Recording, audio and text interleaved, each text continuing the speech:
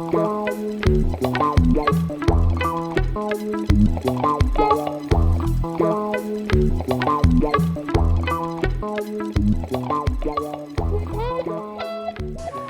thank you. And thank you for the presentation. Also, I have to apologize for exactly the converse. I don't really know very well Boltzmann sampling. And so this talk may be slightly messing at the level of references, bibliographic references, and what is normally done. I want to present you what's my approach to the problem, in a sense. And so I might have lost something. You can tell me if you want. And we will see how it goes. So, this is the way it starts. There are algorithms that work better when the size is not fixed. This is the whole idea of Boltzmann sampling. So, you have a family of combinatorial structures. These combinatorial structures have a notion of size that I call n. And you want to sample from measure mu n. Most probably that's the uniform measure on size n. You would like to do that, exactly sampling the best as you can, with the best asymptotic complexity in n. But the point is that the fixed n algorithm that you have in mind most probably is difficult to devise, it's very complicated, but you have one natural algorithm that does something similar. It doesn't sample from Cn, but it samples from the full space C with a measure which is of the form. I don't have a pointer, right? No, this is just a tape. So I don't have a stick. But I will point with my finger. So you have a natural measure mu alpha, which is a combination of the mu n with some coefficients alpha n, on which you have some moderate control, but not that much.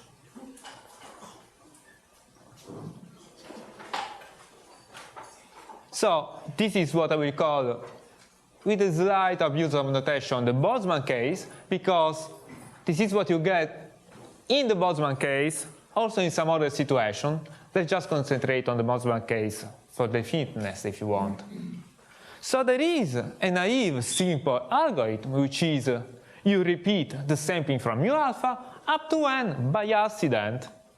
You reach, there it is, you reach size n. And this will have some complexity, which is more than what you would like, but it's not so bad.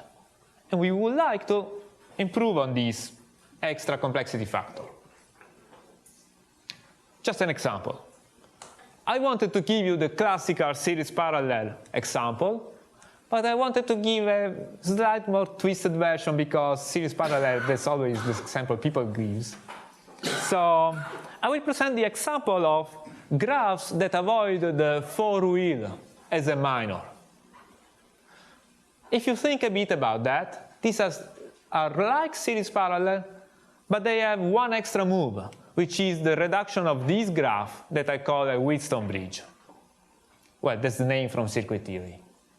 So a series parallel two-terminal graph is a graph that you reduce to a single edge if you can do this, this. But if you can also do this, then you have a larger family of graphs that are reduced to this, and there is a nice lemma that you can do on the side, which is the reduction, if it exists, is unique in a certain sense, so that counting can be done with the typical methods of analytic combinatorics. You get a slightly different function, but it's similar to series parallel. We will see something at the bottom of the talk if we arrive to that. So in that case, alpha n, you cannot choose. You have a single parameter, zeta, z, that allows you to tune these alphas, but you cannot make it work in such a way that alpha n concentrates on your value of n. It will always be fat Taylor distribution, very widespread, and you will have troubles in getting really small complexity. As we will see, this will have n-squared complexity.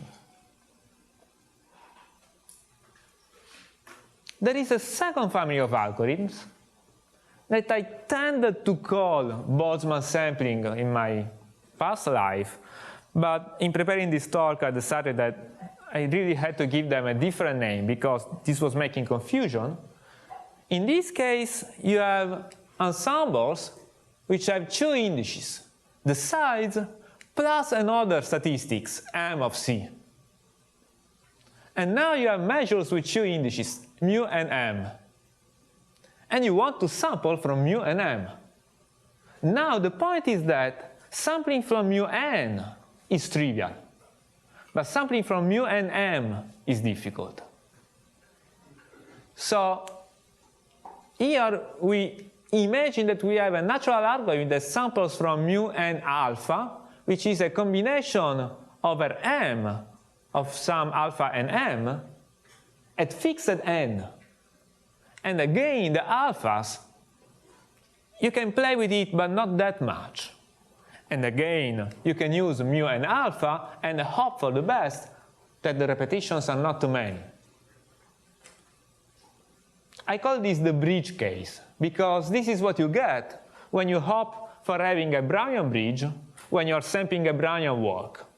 The statistic m is the arrival point. Of course, a Brownian walk, it's easy. That's the sum of independent steps. So of course you can sample from mu m alpha, this one. But then you have to hope that the arrival point is what you want. And this is just a random example. It's very similar to the one that we've seen this morning with Dana. It's partition boxed in n times m with a weight q to the volume in the regime where q is near to 1 but not as near, so that the limit shape is bent but not really attached to the boundary. So in this case, you want to sample from that measure. That measure is difficult because of this Kronecker delta constraint. The natural measure is the one that changed the delta constraint with a Lagrange multiplier, which is this one. By moving omega, you can reach a mu whose alphas are kind of maximized around your value of m. They will normally concentrate more or less in a Gaussian way, but still you will have several rejections. Here there is a drawing that explains you the bijection between these x variables and the drawing here. I think you know that. Naive complexity in the bridge case. As we were saying, in the best hope, you have some Gaussian concentration on the good value with a linear variance. If you have a single statistics, that makes n to the 3/2. If you have several statistics in z to the d, n to the 1 plus d/2, because several things which are spread over square root of n have to be exactly in the right place. We want to kill this n to the d/2. It's a spurious extra factor coming from the fact that the normal algorithm has a variable size, as best as we can. I will present you a method that works in certain classes of measures and comes from a paper I had in Gascon, 2018. Because there is also the Boltzmann case. In the Boltzmann case, there are even more trouble, if you want, because mu alpha has fat tails. Even if everything goes well, you use anticipated rejection, you do everything that you can, which is kind of normal in this field, you will get an n-squared complexity. I don't do the calculations here on the slides for you, but believe me, that's n to the square. I don't know if you agree with me. It's written also in the papers, so. And we want to kill this extra factor n as much as we can. I cannot do that in full generality, but I can do a part of this game which, even if it worked in full generality, it will kill only half of this extra factor n up to n to the 3/2. So this is a bit more work in progress. There are other applications for which it just works, which are not the full Boltzmann sampling, but other examples. And I presented this for those other applications in the 2016 Gascon. So that's the plan of the talk. I guess you must have understood by now. I want to sell you something, like the door-to-door seller that want to sell you a vacuum cleaner or something like that. I want to sell you two things, the Gascon 16 and the Gascon 18. As simple as this. So one of them has the advantage of being more general if it worked. It has the disadvantage that it doesn't work, and it only decreased half of the extra weight. And the other one has the advantage of killing all the extra complexity, but the disadvantage of being applicable only to the bridge case and plus extra conditions on the problem that you have. But before doing this, when you try to improve on something, you better know from where you start. But you also better know where you could possibly arrive. We know that all in this algorithmic theory there are bounds which tell you you cannot do better than this. So we will spend a few minutes on the theoretical limits. And also we will spend a short time on a theorem, on an algorithm of Bachel, Bodini, Hollander, and Lombroso. Most of them you know well. Because it's a nice algorithm, small, you have to keep it in mind, and it reaches this theoretical limit so that you know the theoretical limit can be reached sometime. So the bound comes from the theory of complexity, from the theory of entropy of a measure, and it's not exactly a bound on time complexity, but it's a bound on the random bit complexity. How many random bits on average do you need for exactly sampling from a given measure? This one in turns is a lower bound to the time complexity, and in most cases it's just on the same order of magnitude. And it is more intrinsic, because time complexity, you maybe have sums, comparison, products. You shouldn't count everything as one. While the random bit complexity is a completely clear definition, how many random bits. So if you also care about the constant in front, random bit complexity is well defined, and the other ones are a bit model dependent. So it's a good notion, you better have that in mind. And so the theoretical bound to the random bit complexity from sampling from a measure is the Shannon entropy of the measure, this one. Very well-known theorem from before the 70s. Let's try to analyze the Shannon entropy in these two cases that we had. In the bridge case, we will be in a more restricted situation for all this talk, which is the following. We have configurations which are vectors, multiplets of variables, say on the integers. And the size notion is the sum of the variables. They are integers, so that's good. And the measure as a product measure on some one variable distribution, fi of xi, times the Kronecker delta. Also, the example we gave was of this form. So this is the first interesting problem which was not already solved. Because, of course, if we didn't have the delta, that would be easy. They are independent. The problem is to take the product. If the variables were identically distributed, where you have a symmetry, you can exploit it at some point. And with this, in fact, there's something that you can really do, and is done in a paper of Luke of 2012, that explains in all detail how to do that, and also gives application to the sampling of spanning trees. But in fact, it's a sampling of bridges, if you want, and then bicyclic lemma, spanning trees, if I'm not wrong.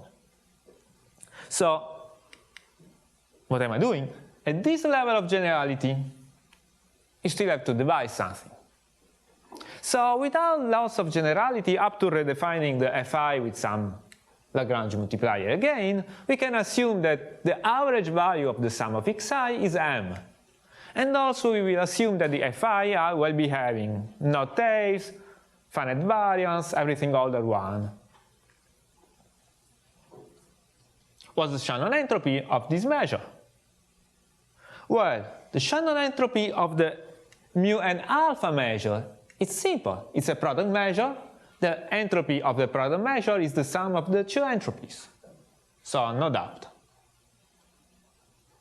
But also, if you want to write the entropy of the mu and alpha measure in terms of the mu and m measures, when you write it down carefully and you expand log of a product as sum of the logs, as you would normally do, you recognize that this entropy is the average over the alpha n measure of the constrained entropies plus the intrinsic entropy of alpha.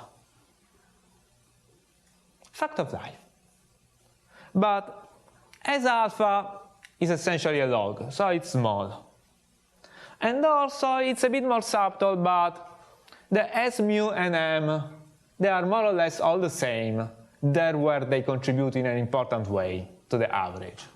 So it takes some work, but morally, your measure is essentially the measure like for the Fn alpha plus something small. So this is your goal, the goal in red.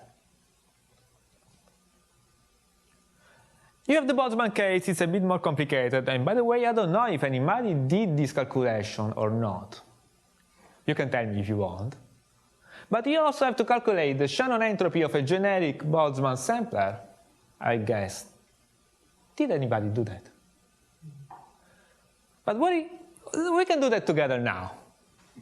So, when you understand this system, an instance of this system is a Galton-Watson tree.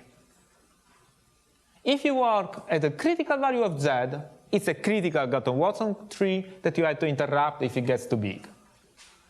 If you're doing the other version in which you take z as slightly smaller, it's a slightly subcritical Galton-Watson. Whatever it is, it's a Galton-Watson tree. So it makes something like this. And here you see that the Boltzmann sampling has a freedom. You can see it as a model of doing your Galton-Watson exploration in the order that you want. You start with your A, and then you process it. So from black you make it blue, which means I'm processing it. Which means I go to the equation A equal AZ plus B squared plus Z. I pick one of the terms. It was an AZ. And I record how many Z I had so far, and how many objects to process I still have on my tree. So I have still a single guy to process. I process it. It was a B square. Now I have two things to process. I pick one randomly and I proceed. Pick one randomly and proceed up to when every black node is being processed and everything is gray or a leaf, which is now. Then you have the number of leaves and the number of internal nodes to be processed has reached 0. The point is that the number of nodes to process along this evolution time is essentially an excursion. At some point it reaches 0, and that's where you stop. In the meanwhile, the number of leaves has increased linearly. Why linearly? Why not with a function that depends on the time? Because I was picking the nodes randomly.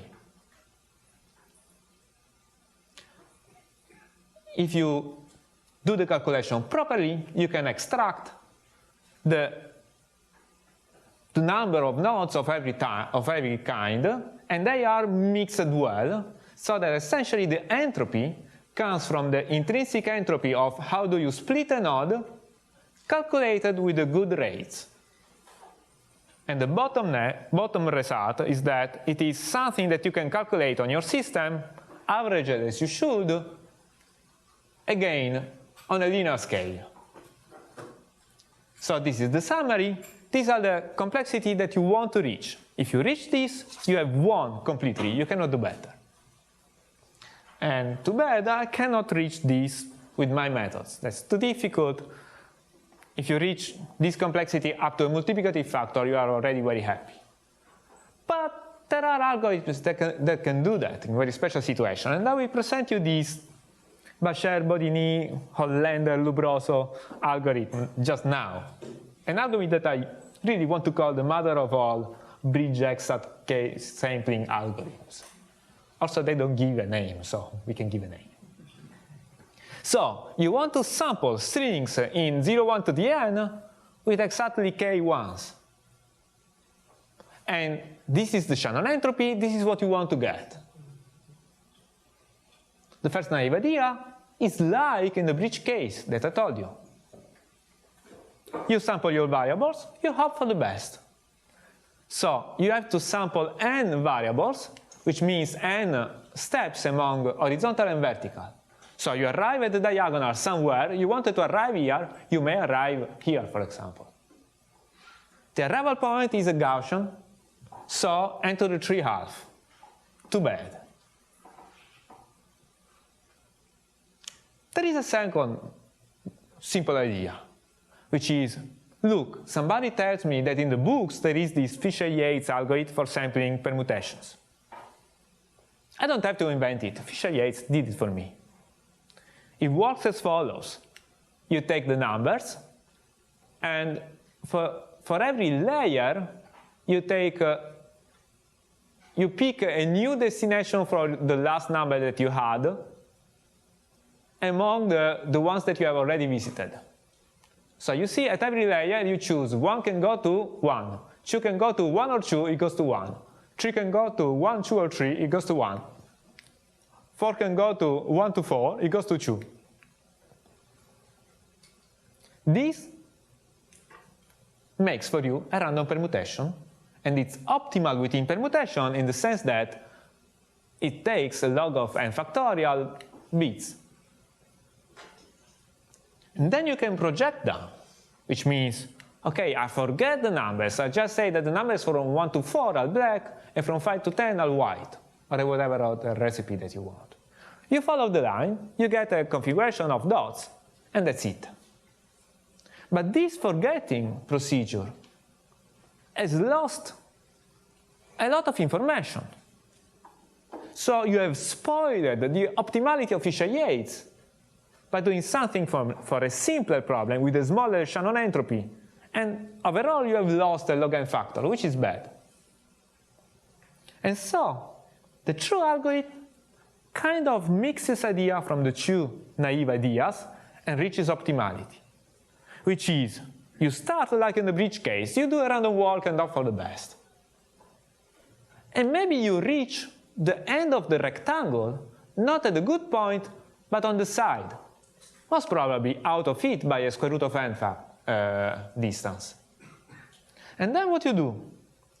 You complete deterministically. That's a crazy idea. You say, oh, okay, I was wrong, I go straight. So it means, okay, this is a very biased. But it is biased in a way that you can exactly unbias with a sequence of these square root of n Fisher-Yates shuffles. So if you just reshuffle the red edges in the uniform way with this sequential shuffling, you have killed the bias completely. So even if those cost an extra log n factor, you don't care because they are just a square root of n. And this is a general paradigm that you have to, in my opinion, it's good to have in mind, because Boltzmann misses the good things for a teeny bit. If you could recover at the end, you will get linearity. But of course, that's not as easy to do. That's the code, you don't, just to show you that it fits one side. So,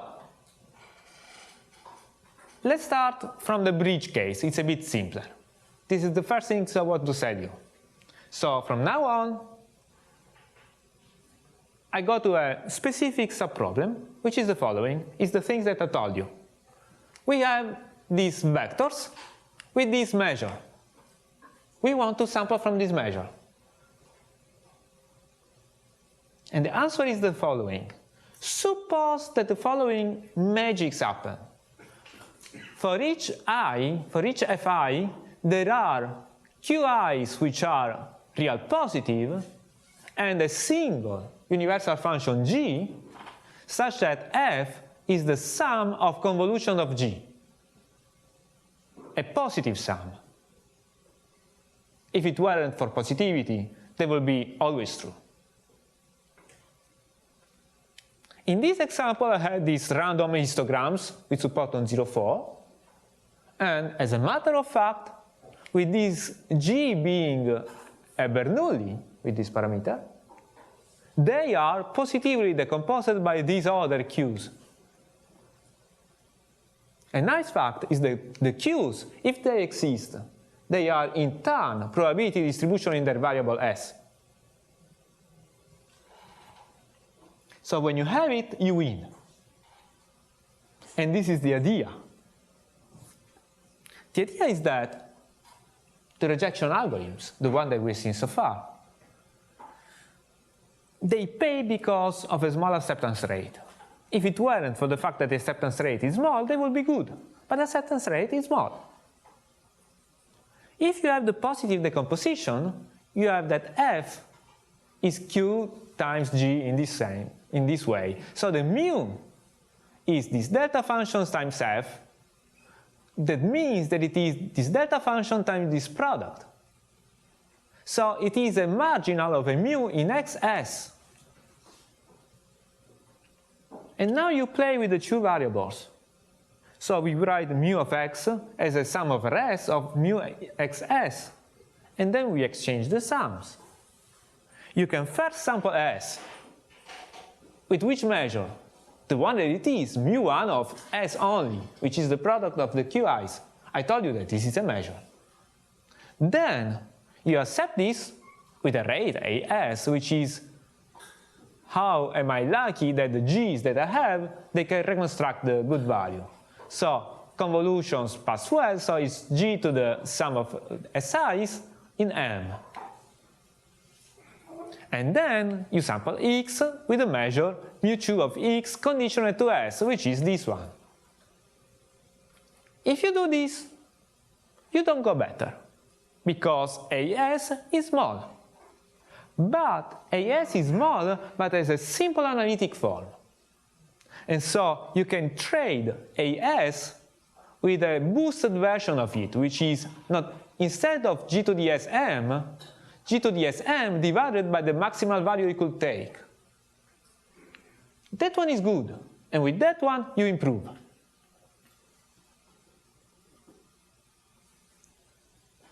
So let me skip this and go to this. This is exactly the general framework of what you do when you have a measure in two variables of that form. If you have a measure in two variables, mu of x is the marginal in y of a mu in xy of this form, then you can sample y from mu1, accept with a Bernoulli ay, and then, when you have accepted, sample x with mu2 conditional to y. And the complexity is exactly something that you can calculate. It's essentially this one. It's the time of the first procedure divided by acceptance rate plus the time of the second procedure, which is queried only once.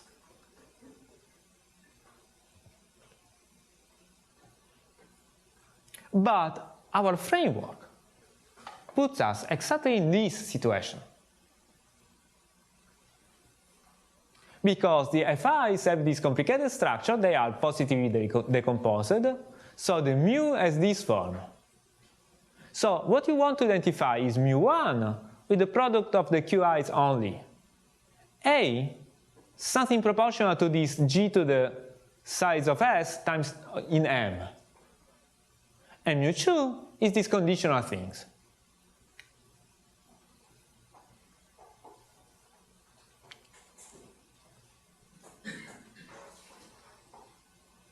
And as I said, the good fact is that you can increase the acceptance rate because although the FIs are weird histograms, they don't enter in A because A only depends on the G function, which is a simple one.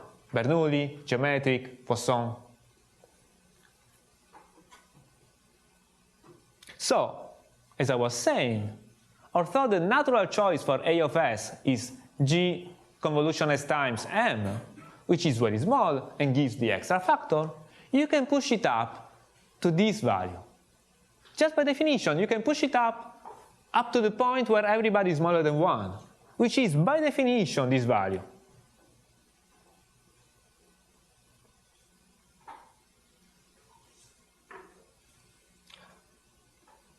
Even so, that wouldn't be done because you cannot sample a Bernoulli if you don't know the Bernoulli parameter, unless you have some trick.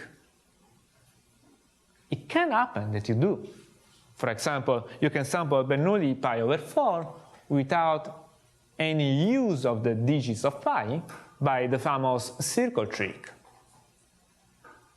So we want to do something similar. We want to sample a Bernoulli g to the convolution divided by a max without really calculating everything. In principle, we could do that. However, when g is of that form, we don't even have this problem to solve because it is completely explicit. I can do the three cases separately, Poisson, geometric, and binomial. Let me do the binomial for you, which is the most used case and also the simplest one. So this one divided by this one is just a bunch of factorials, log concavity, everything. It's trivial to solve, and what you get is this expression. N bar, the one realizing the maximum, is essentially floor of M over B. And in that case, you have an explicit expression that you can estimate by steering and everything. So you know what it is. And so AS, the one that you obtain after dividing, is like a Gaussian. But it's not the normalized Gaussian. It's an unnormalized Gaussian. It's a Gaussian scaled so to be valued 1 on its maximum. So this is the philosophy. When you calculate the complexity, when you calculate the average acceptance rate, you have to understand, first, what's the distribution of size of A that you obtain from mu1? That one is a Gaussian, a normalized Gaussian, of course. It's a distribution, so it's normalized, centered where it should, with a certain variance, sigma 1 square, I guess I call it, times n. And then you have the acceptance rate. The acceptance rate is the unnormalized Gaussian with a variance sigma 2 square n. When you calculate the average acceptance rate, you are multiplying a normalized Gaussian by an unnormalized one centered in the same point. The result doesn't scale with n, it's just the ratio of the square root of the variances. So overall, the average complexity is the first complexity that was linear times a constant plus another linear. It is linear. The trick makes the magic. Although the FIs are arbitrarily complicated, once you decompose, you can use the fact that G is simple to have a really good control on the acceptance rate, boost it up to its maximum, and kill the square root of n. And there is a theory on what can be decomposed into what, on which I will not enter, but it's very nice, because there is transitivity and there is a poset behind. And this is the final result for the maximal possible achievable acceptance rate that you can write in terms of the function f only, once you agree that f are positively decomposed into some of these distribution, even without calculating the QIs. You know that you can rewrite all of the complexity I said from the Q's to the F. It's a nice algebra of doing that. And then there is a bonus surprise. In most of the examples, you're just going to use the BBHL sampling algorithm within our one, when sampling from mu1 or mu2, just because that's what's happening all the time. So that one, you know how to do that. Examples of applications. Am I good on time? I guess so. Example of applications. Well, let's be the devil's lawyer for a moment. You say this way in English, I guess. When you say, well, you made a variation for another problem that existed already, the one in which the FIs were just all the same. In that case, we had already solution. And now you say, well, but what if the FIs are not all the same? What if they are all different?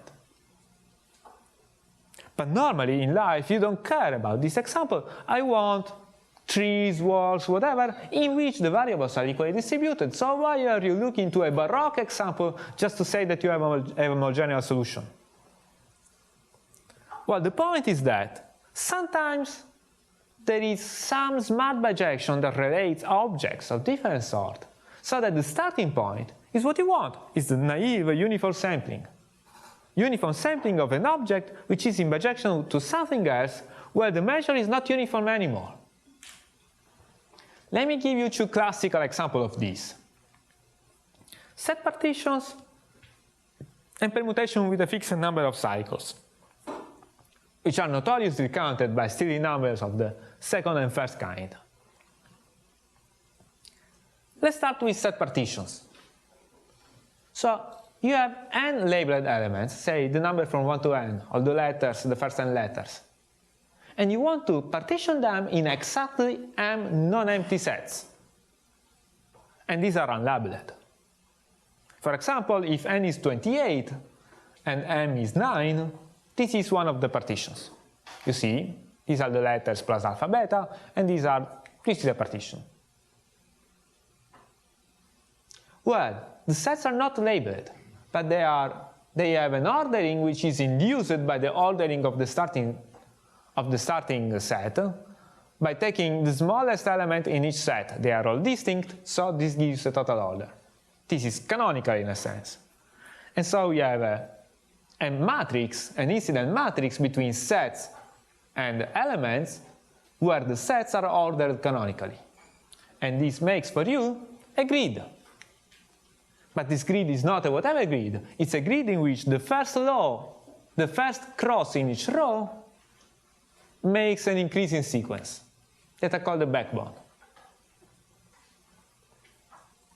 So the backbone for B is the list of the smallest elements in all these sets.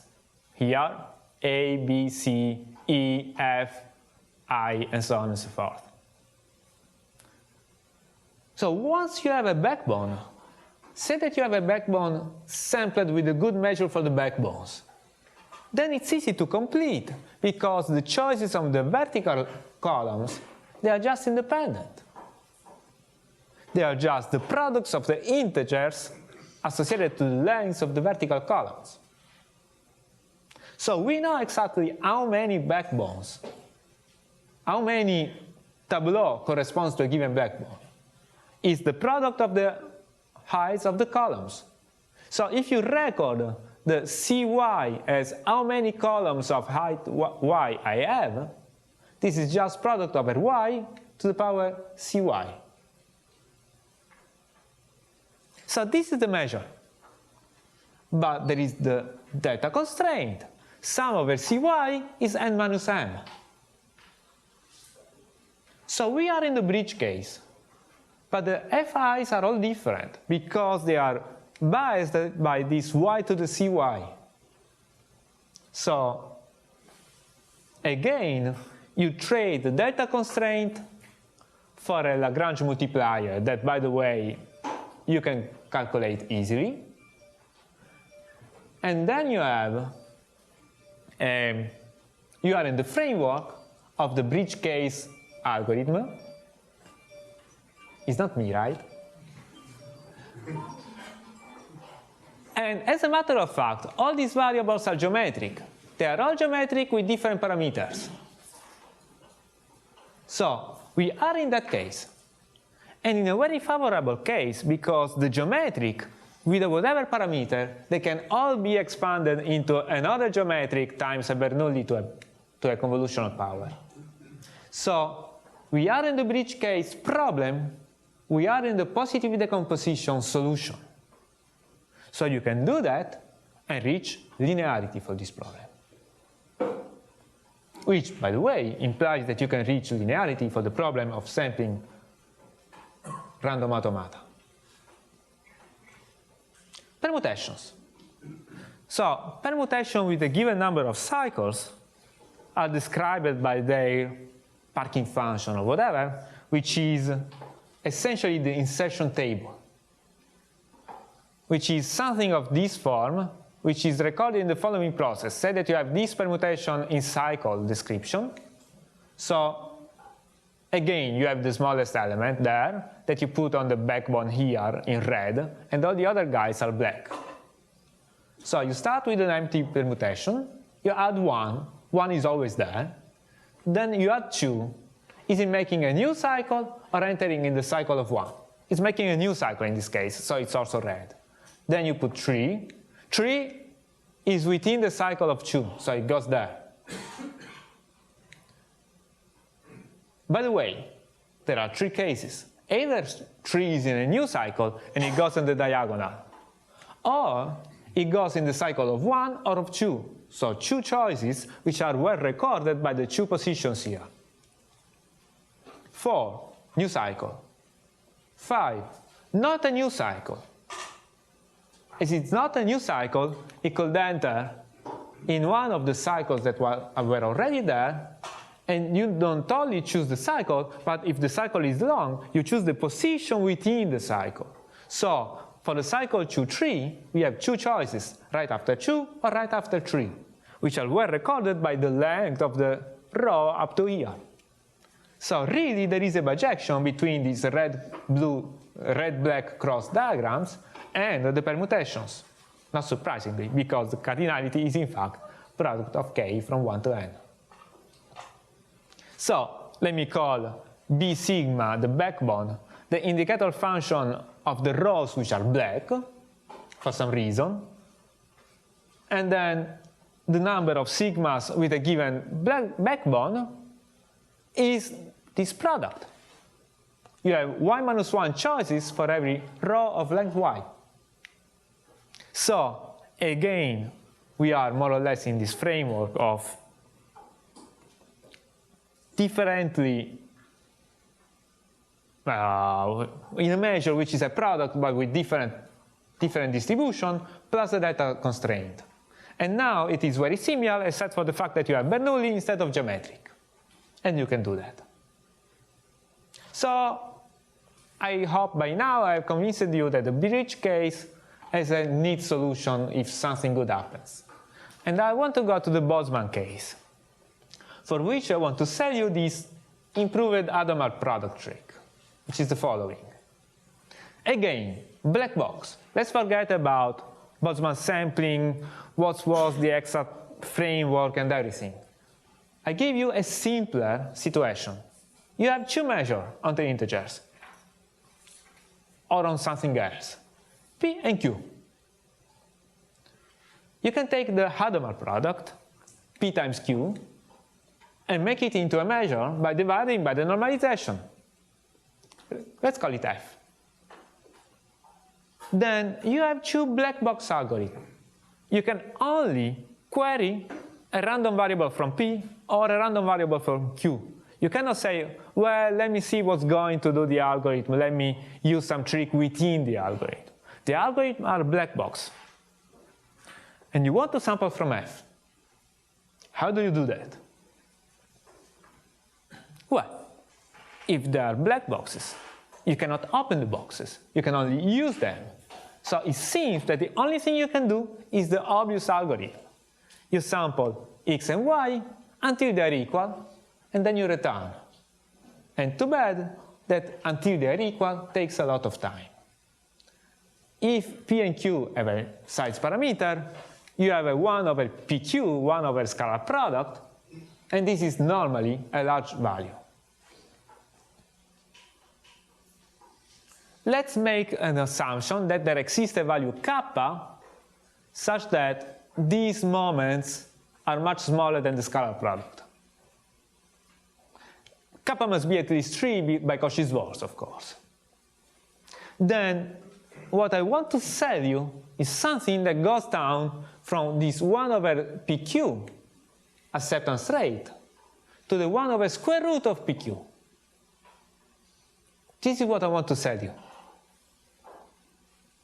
Normally kappa equals 3 and pp, pq, qq are all on the same scale, and I want to go from n to the 2 alpha to n to the alpha, where n to the 2 alpha is the scale of the width. But we don't need to do that. This is just for visualization. Let's skip this. The idea goes by the naive idea that there is a birthday paradox that we can use. Let's do a first try. Instead of sampling one x and one y and comparing, we sample k of them, and then we ask, maybe there is a single pair xi, yj in which they are equal. If there is one, that's a good candidate. I give you xi. So let's be optimistic to start with. The number of pairs in which xi is equal to yj is essentially, pq is the probability that they are essentially equal in somewhere, but I have k-squared choices for the I and j. If k is of the order of 1 over square root, the average number of good choices is of order 1. Often it is 1. So the acceptance rate is of order 1 if everything goes well, but the cost for doing that is only 2k, because I did k on the left and k on the right. So I have a k-square boost on the acceptance rate and the 2k cost for the extra sampling. So I pay k, I gain k-square. That's good. But this is just a best of. There are troubles.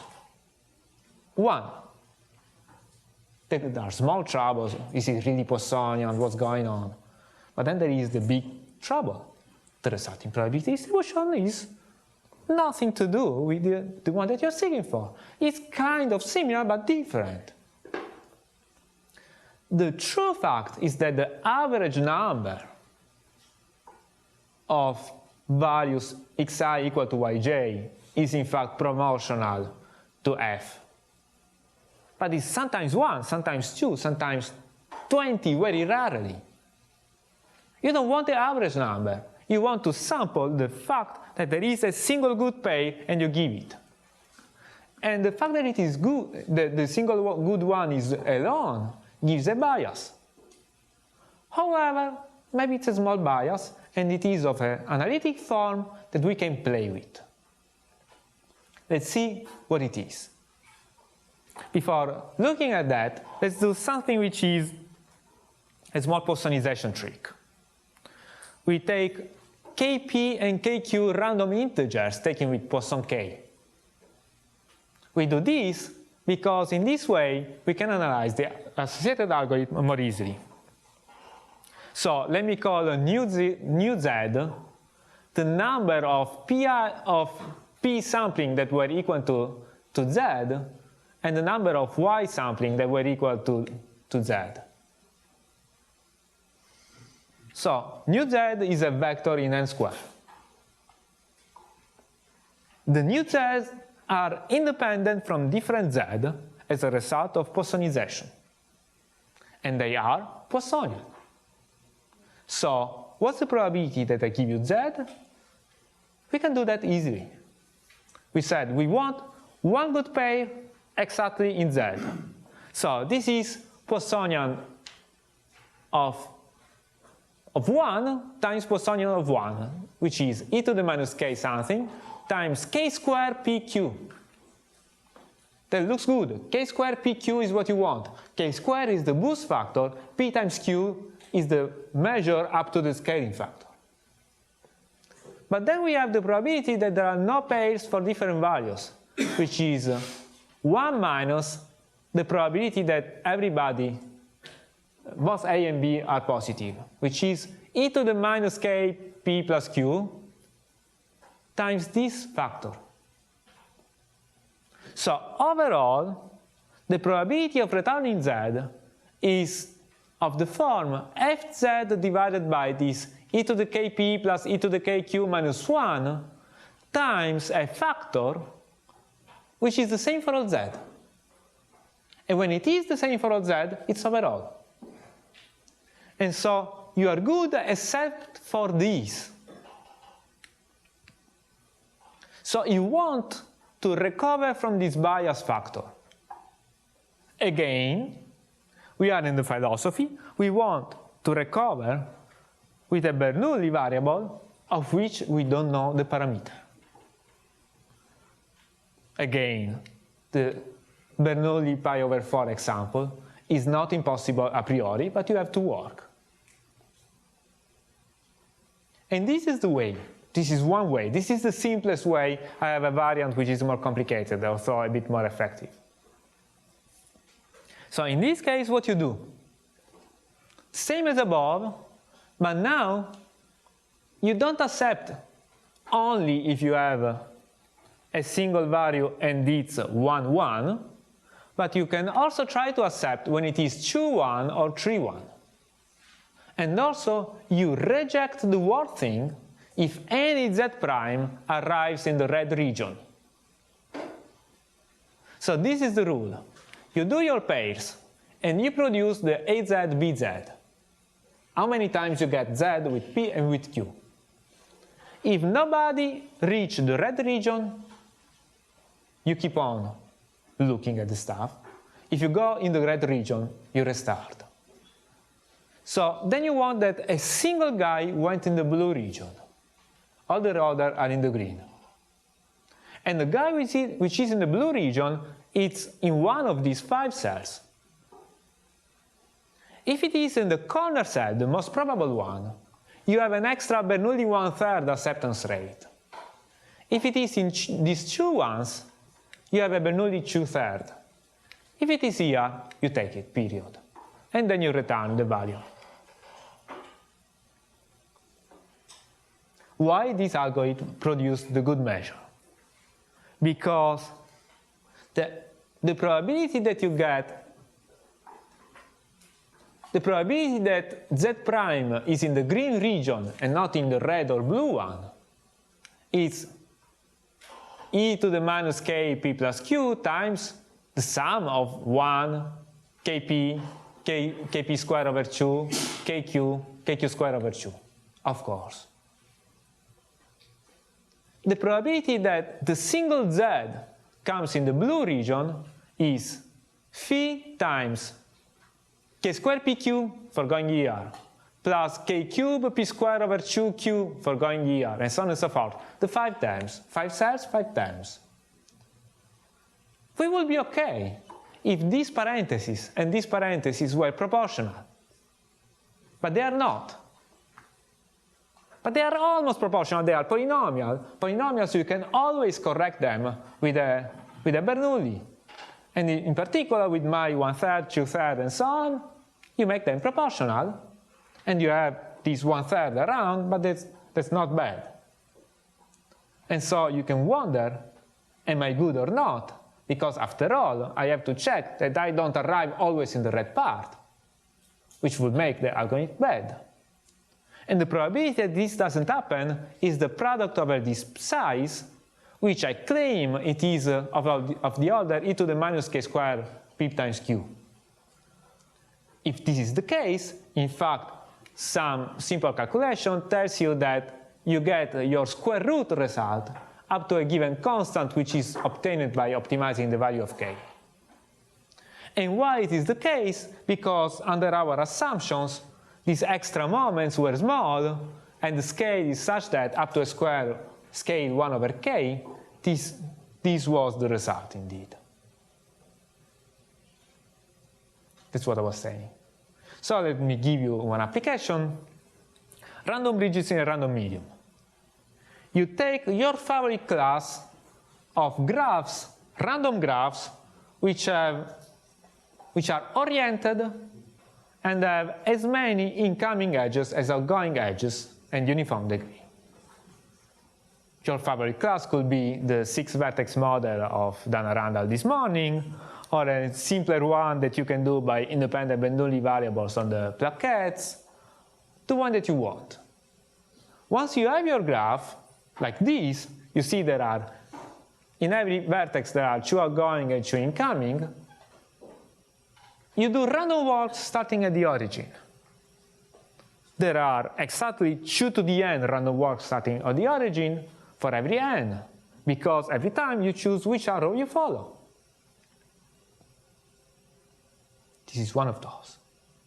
It starts from the origin and arrives there. So sampling walks is trivial. We want to sample bridges, walks that come back to the origin. That would pay for a square root of n to the dimension, if you do the naive things. But now you use the Hadamard trick. So the naive complexity is 1 plus dimension over 2, n squared in our case. We say that the Hadamard trick brings you down to n plus 1 over 4, plus d over 4. What can you do? You sample the first half of the walk, starting from the origin and doing half of the length. It arrives somewhere. The arrival position is the distribution p. And now you sample the backward second half of the walk, which is you start from the origin and you follow the arrows in the reverse order. This makes a completely different distribution q, because you are following another graph. P and Q are more or less whatever. They are not nice Gaussians, they are bumped Gaussians, more or less centered in a Gaussian way, but P and Q are completely unrelated and just more or less similar to Gaussians. But they have the properties such that our framework applies straight on, and we do that. How many minutes I have? 1. So good time for telling you that the messy things that I wanted to do at the end, I will spare it to you. The messy things at the end was trying to use the same idea within the full-fledged Boltzmann sampling. But for that one, I have more trouble. And I leave it for the question if you want. Let me stop here.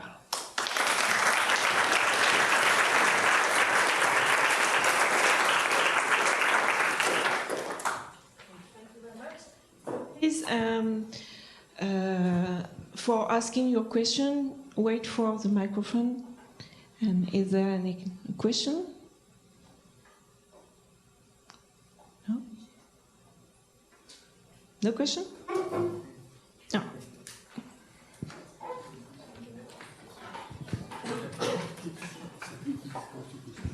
Oui, Andrea, donc pourquoi tu choisis ces distributions-là?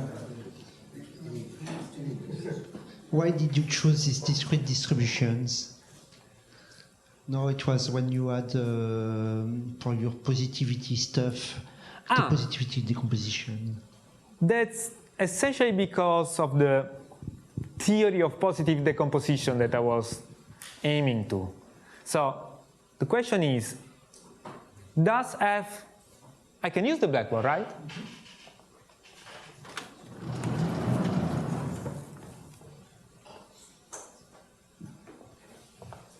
So I say that F decomposed into G if there exists a Q of S non-negative such that f of x is sum over S, Q of S, G, convolution power S of x. I'm not using this randomly. I use this because being decomposable is an order relation.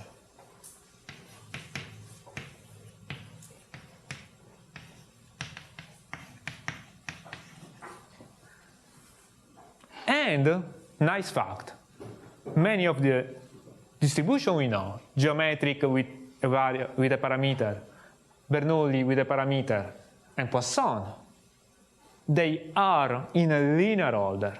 Geometric with parameters are stronger one of the other, then there is Poisson in the middle, and then there is Bernoulli up to the trivial Bernoulli, the one that doesn't make a thing, which is concentrated in 0, which is the most powerful of all because it's doing nothing at all. So in a limit, in a sense, it is the things that you can do. So that one is from the classification of this poset. So if I can use in this poset, which is geometric with a certain parameterization, Poisson and Bernoulli, if I can do this, I can do all of these. So the more you go to the right, the more you increase the acceptance rate. So within these 3 families of distribution, you have to search for the rightmost, which allows positive decomposition for all the FIs in your family. The one will maximize your acceptance rate. For other distribution, you can do the things, but you have to build the full poset theory. It's still to be done in a sense. Okay, thank you. So let's thank again Andrea.